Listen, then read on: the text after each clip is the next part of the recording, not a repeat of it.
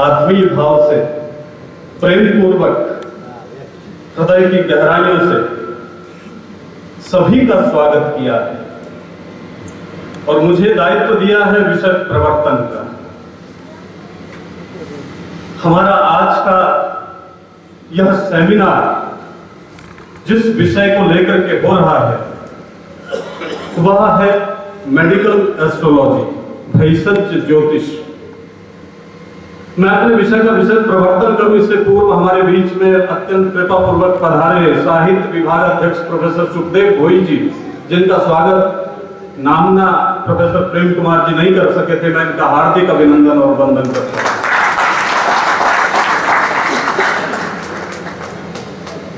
ये विद्यापीठ की हर गतिविधि में सबसे आगे होकर के काम करते हैं, हम इनका हार्दिक अभिनंदन करते हैं।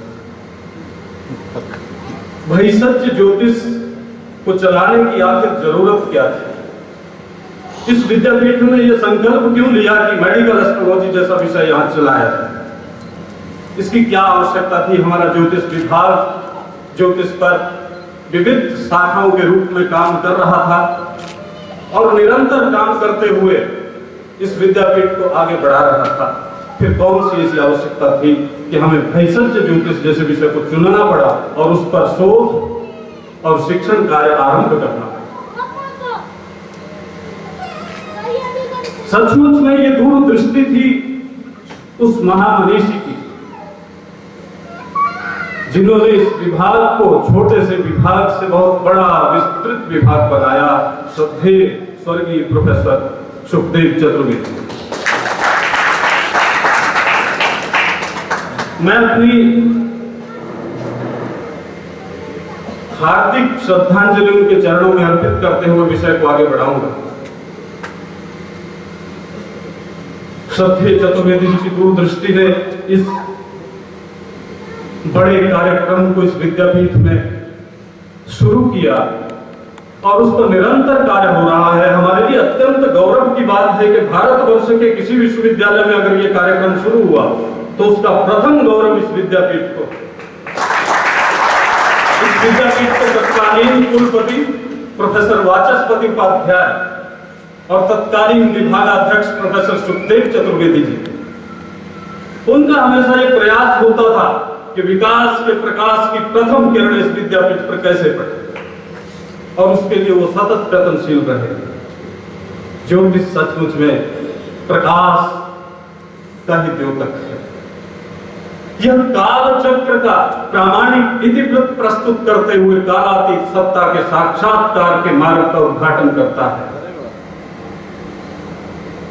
इस दुनिया में हर व्यक्ति, हर प्राणी असुरक्षा, असुविधा और रोग से हमेशा अपने आप को बचाने के भाव में लगा रहता है।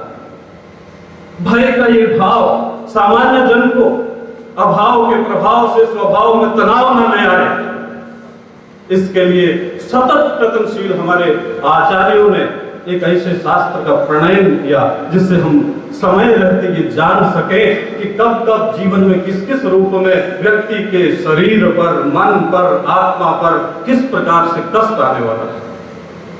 अगर हम ये समय रहते पता लगा लें तो उससे बचने का उपाय कर सकते हैं। अगर हमको ये पता चल जाए कि बारिश आने वाली है तो हम छाता लेकर के निकलेंगे तो भीगने से बचने का हमारा प्रयास होगा। उसी दिशा में किसी देश को स्वस्थ रखने के लिए, किसी देश के संपूर्ण विकास के लिए सबसे पहले आवश्यक है कि उस देश के नागरिक स्वस्थ हो। इसलिए इस भेषज ज्योतिष की दृष्टि से हम देश को क्या दे सकते हैं, यह चिंतन हमारे इस विद्यापीठ के आचार्यों का था और हमें अत्यंत खुशी हो रही है कि पिछले 2-2.5 साल से एक संक्रमण का काल चल रहा था, अभी महीने भर से इस विद्यापीठ का कृष्ण पक्ष शुक्ल पक्ष की तरफ बढ़ा है। जो लंबित फाइलें थी वो निकल रही है। अत्यंत सौभाग्य से हमें ऐसे ओजस्वी कुलपति वर्तमान में प्राप्त हुए हैं जिनकी लेखनी निरंतर चल रही है विद्यापीठ के कल्याण में। इनका एक ही संकल्प है कि किसी का अहित ना हो, विद्यापीठ का हित हो, विद्यापीठ का हित सर्वोपरि। हमने इस विभाग के द्वारा जब इस कार्यक्रम को आरंभ किया तो लोगों से ये बातें आई कि स्वास्थ्य का विचार करने के लिए तो अलग से आयुर्वेद विषय है।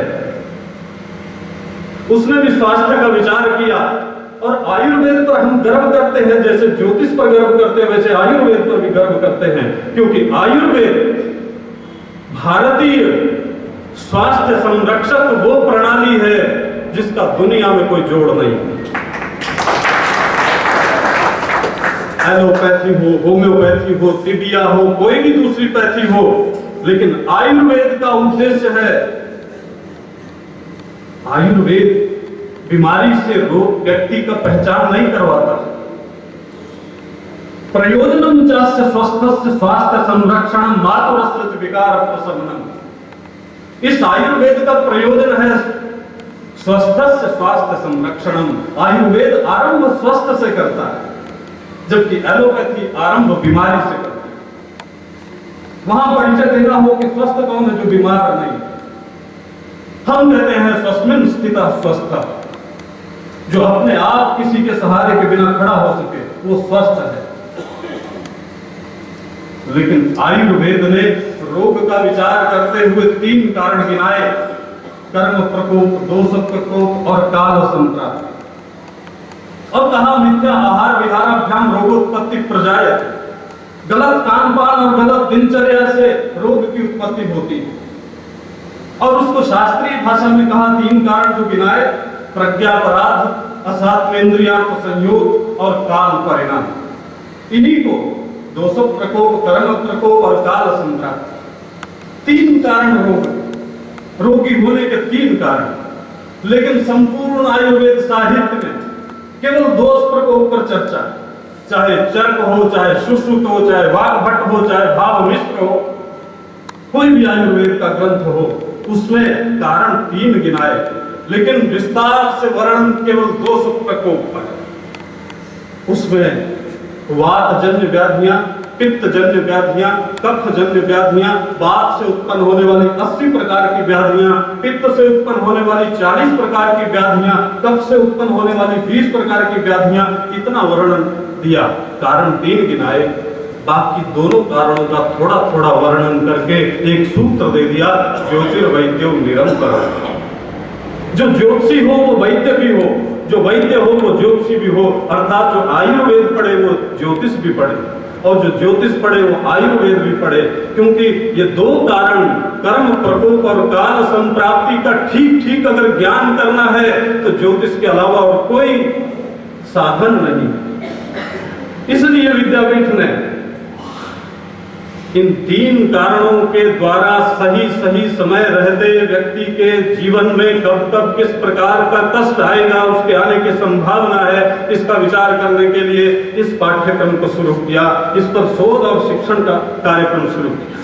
अब आप कहेंगे कि आप ज्योतिष के द्वारा कैसे विचार करते हैं? ज्योतिष में मैं एक बहुत संक्षेप में अपनी बात को कहूंगा, क्योंकि हमने बहुत विलंब से हम लोग शुरू कर पाए हैं। यह शरीर जो बनता है इसमें ग्रहों की क्या भूमिका है? 5 तारा ग्रह हैं: भौम, बुध, गुरु, शुक्र और शनि। ये 5 तारा ग्रह 5 तत्वों के कारक हैं।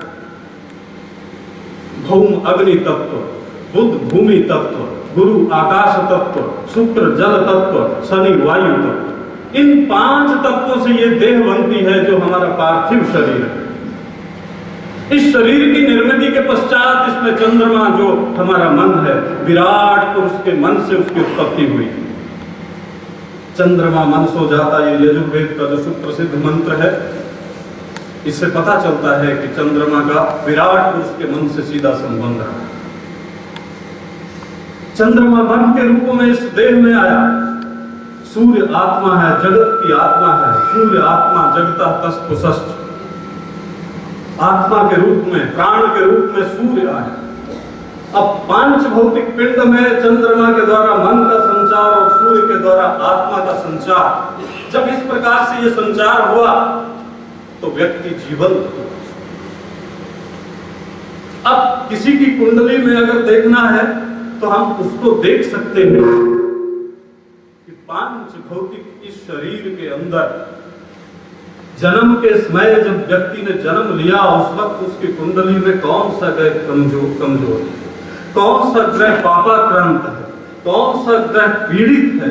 जो पीड़ित होगा उससे संबंधित तत्व की शरीर में कब कमी हो और जिस तत्व की कमी होगी उससे संतुलन बिगड़ेगा। संतुलन बिगड़ने का नाम ही रोग है। तब व्यक्ति की संज्ञा आयुर्वेद ने दी आतुर। रोगी के लिए आयुर्वेद ने जो शब्द का प्रयोग किया वो है आतुर।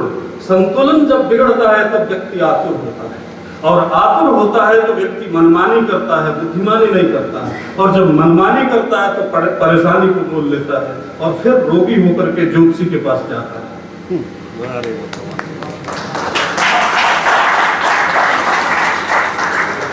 ये हम जो अन्न ग्रहण करते हैं, दर्शन शास्त्र के यहाँ विद्वान बैठते हैं, दर्शन में अन्न से आनंद तक की यात्रा है। अन्नमय कोश, प्राणमय कोश, मनोमय कोश, विज्ञानमय कोश, आनंदमय कोश, अन्न से आनंद तक पहुंचने की यात्रा है। ठीक आयुर्वेद में भी अन्न से ओज तक पहुंचने की यात्रा है और उसमें सप्त धातुएं हैं। उन सप्त धातुओं के 7 कारक ग्रह। अन्न से रस, रस से रक्त, रक्त से मज्जा, मज्जा से त्वक, मेद, वीर्य और स्नायु और हड्डी, हड्डी के बाद ओज और तेज। यह जब क्रमशः विकसित होगा उसी का होगा जिसके ग्रह कुंडली में ठीक होंगे, बलवान होंगे तो उसके चेहरे पर दिखेगा। स्वयं उसकी शरीराकारानुवर्ती में भी गुणा दोषाश्च भवन्ति, उसका मुखमंडल बताता है, जैसे हमारे कुलपति जी का बताता है।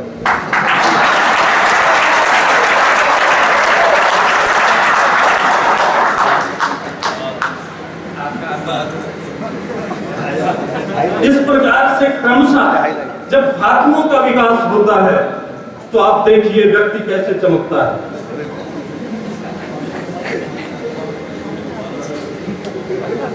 मैं संभवतः ज्यादा भूल गया हूँगा। मैं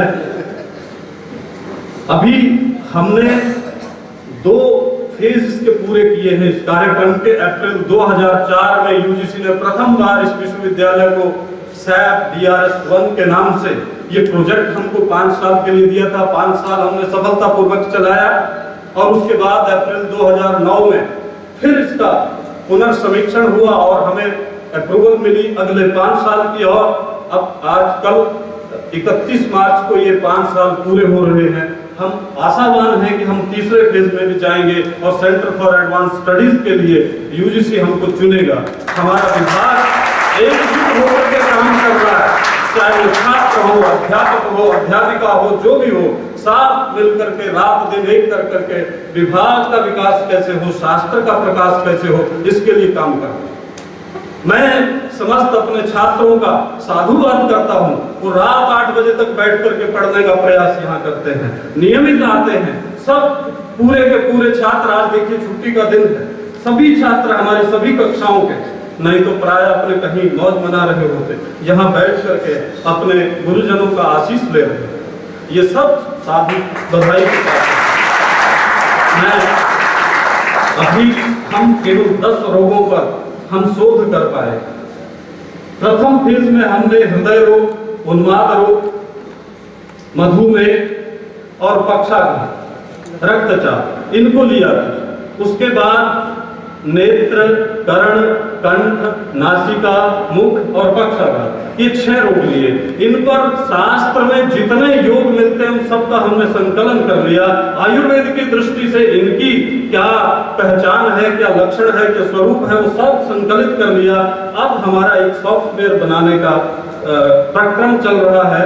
अभी हम लोग बात कर रहे हैं, आदरणीय कुलपति जी उसमें विशेष रुचि दिखा करके हमारी स्कीम को आगे बढ़ा रहे हैं। मैं इनका हार्दिक अभिनंदन और अभिवंदन करता हूं। इनका हमको सहयोग मिलता रहेगा।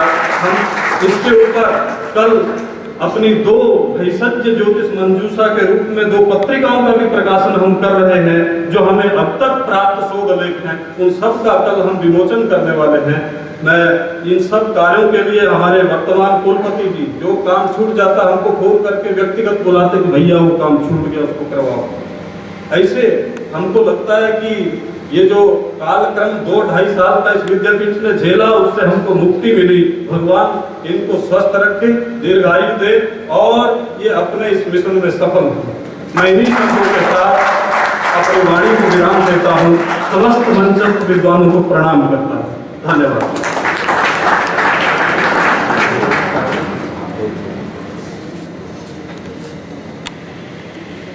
अब मैं निवेदन करूंगा, हमारे बीच कृपा पूर्वक पधारे जिन्होंने दिल्ली विश्वविद्यालय